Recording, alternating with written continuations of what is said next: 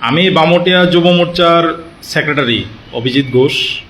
আজকে বহুত দিন আমরা দলের বিরোধী দলের প্রতি আমরা লাইভে আসি। আজকে দলের মণ্ডল সভাপতির বিরুদ্ধে আমি লাইভে আসতে বাধ্য হলাম। বলছি যে আমাদের মণ্ডল সভাপতির আজকের কাণ্ড কারখানা দেখে আমি নিজে হতবাক হয়ে গেলাম। বামুটিয়া যুব মোর্চার পক্ষ থেকে আমাদের প্রাক্তন বিধায়ক কৃষ্ণনন্দন দাসকে আগরতলায় স্বাগতম জানানোর জন্য একটি বার্তা দেওয়া হয় গ্রুপে। সেই বার্তাকে উনি দেখার সঙ্গে সঙ্গে আমাকে একটা হোয়াটসঅ্যাপ গ্রুপ থেকে উনি আমাকে রিমুভ করে দিলেন। রিমুভ করার সাথে সাথে আমি যখন ওনাকে কল করলাম, উনি বলছে দল বিরোধী আমি কাজ করেছি। আমি দলের বিরুদ্ধে কি কাজ করলাম উনি জবাবটা দিতে হবে। আমি আমাদের মাননীয় রাজ্য সভাপতি রাজীব ভট্টাচার্য এবং আমাদের মুখ্যমন্ত্রী প্রফেসর ডক্টর মানিক শাহ মহোদয়ের কাছে আমি আবেদন যে আমি কি ভুল করেছি। আমি যার জন্য বার্তা দিয়েছি, আমি কি সিপিএমের বিধায়কের প্রতি বার্তা দিয়েছি?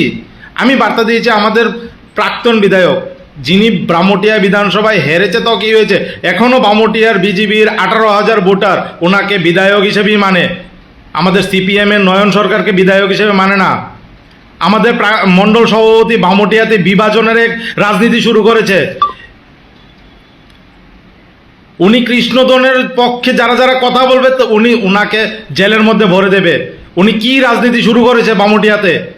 দলকে উনাকে মণ্ডল সভাপতি বানিয়েছে এসব করার জন্য? কখনো সিন্ডিকেটের কাউকে দিয়ে কাউকে মারাচ্ছে, কখনো কোনো বাজার কমিটিকে মারাচ্ছে, কোনো কিছু হলে পুলিশ দিয়ে ওনাদেরকে দৌড়াচ্ছে।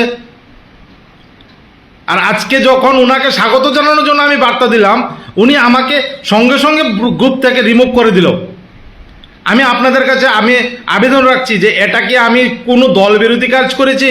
উনি কি কোনো সিপিএমের বিধায়ক, না উনি বিজেপির কর্মী? বিজেপির বিধায়ক ছিল, এখন প্রাক্তন বিধায়ক, কিন্তু বিজেপির জন্য উনিই বিধায়ক। আমরা নয়ন সরকারকে বিধায়ক মানি না, আমরা কৃষ্ণনন্দন দাসকে বিধায়ক মানি, ওনাকে নিয়ে আমরা চলি। আজকে কেন মণ্ডল সভাপতি এই কাজটা করতে বাধ্য হলো?